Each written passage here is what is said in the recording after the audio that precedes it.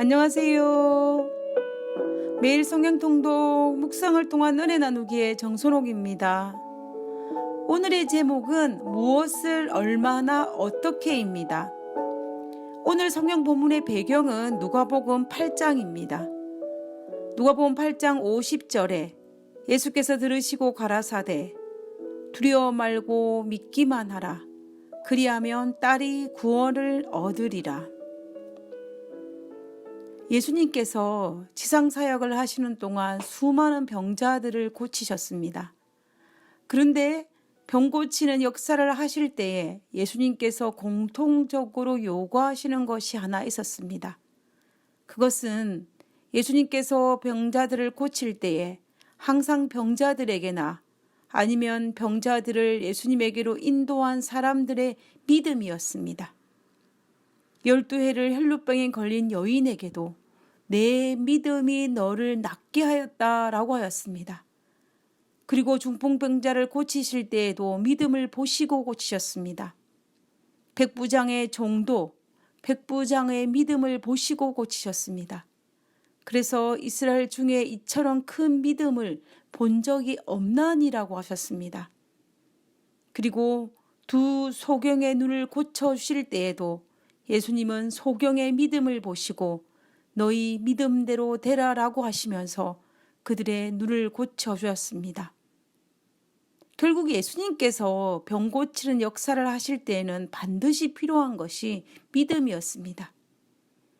우리가 누가복음 8장에서 예수님께서 회당장 야이로의 딸을 고치시는 장면을 통해서도 우리에게 믿음이 병 고침에 있어서 가장 중요하다는 것을 확실히 언급하고 계시는 것을 알 수가 있습니다. 예수님께서 회당장 야이로의 딸이 아프다는 소식을 듣고 야이로와 같이 집으로 가고 있었습니다.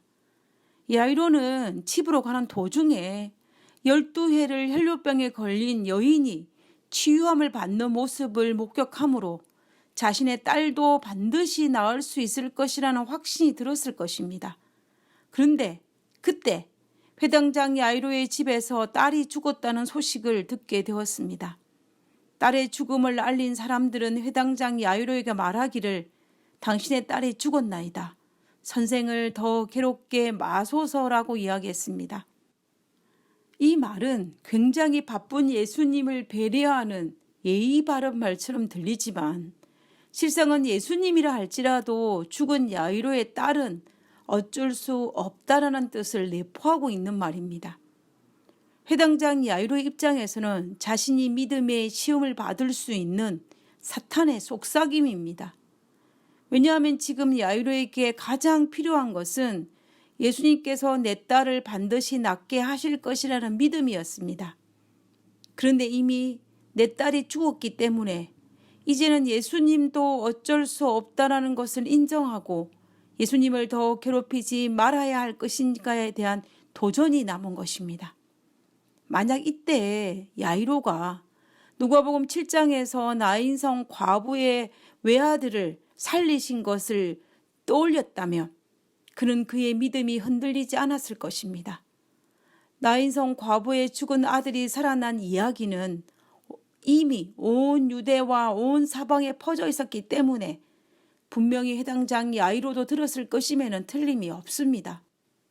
그런데 문제는 지금 당장 자신의 딸이 죽은 이 현실 앞에서 그리고 자신의 귀에 선생을 더 괴롭게 마소서라는 이 말 앞에서 나인성 과부의 외아들을 살리신 예수님의 능력을 떠올리는 것이 중요했습니다.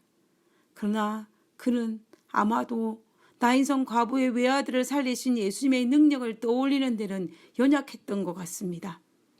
성경에는 이 상황에 대해서 자세히 기록하고 있지는 않지만 예수님의 말씀을 통하여서 예수님은 회당장 야이로의 흔들리는 눈빛을 보았던 것입니다.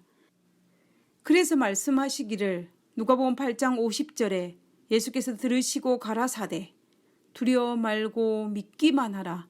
그리하면 딸이 구원을 얻으리라 라고 하셨습니다.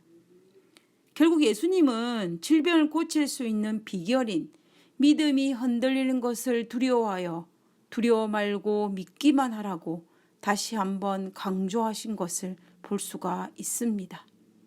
사람들은 질병에 걸리면 치유받기 위해서 방법들을 찾아 헤맵니다. 무엇을 얼마나 어떻게 먹을까를 염려하며 찾아다닙니다. 그리고 수많은 의사들을 찾아다니며 방법을 찾습니다. 심지어 천년치료를 위해 찾아온 사람들도 역시 무엇을 얼마나 어떻게 먹을 것인가를 알기 위해서 찾아다닙니다.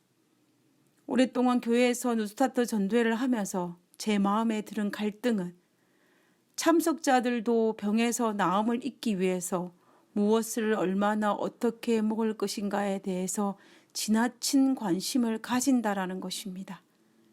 심지어 기별을 전하는 강사들조차도 뉴스타트 전도회를 주최하는 사람들도 자칫 잘못하면 무엇을 얼마나 어떻게 먹을 것인가에 대해서 함몰된 상황을 발견할 때가 있다라는 것입니다. 무엇을 얼마나 어떻게 먹는 것은 중요합니다. 우리는 너무나 오랫동안 자연의 법칙을 무시하고 살아왔기 때문에 자연의 법칙을 따라서 무엇을 얼마나 어떻게 먹는 것은 정말 중요합니다. 그것을 부정하는 것은 절대로 아닙니다. 그런데 무엇을 얼마나 어떻게보다 훨씬 더 중요한 것이 있다라는 것입니다. 그것은 바로 우리를 지으신 하나님께서 우리에게 가장 좋은 것을 주신다는 믿음입니다. 예수님은 수많은 병자들을 고치실 때 무엇을 얼마나 어떻게 먹을까가 아니라 그들의 믿음을 보시고 고치셨다는 것을 우리는 절대로 잊어서는 안 됩니다. 그리고 흔들리는 믿음을 소유한 백부장 야이로에게 하신 말씀, 두려워 말고 믿기만 하라 라고 하신 그 말씀을 우리는 기억해야 합니다.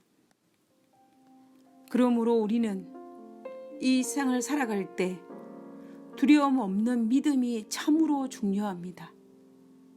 세상 사람들은 수단과 방법, 무엇을 얼마나 어떻게를 찾아 헤맬 때에 최소한 그리스도인은 달라야 합니다.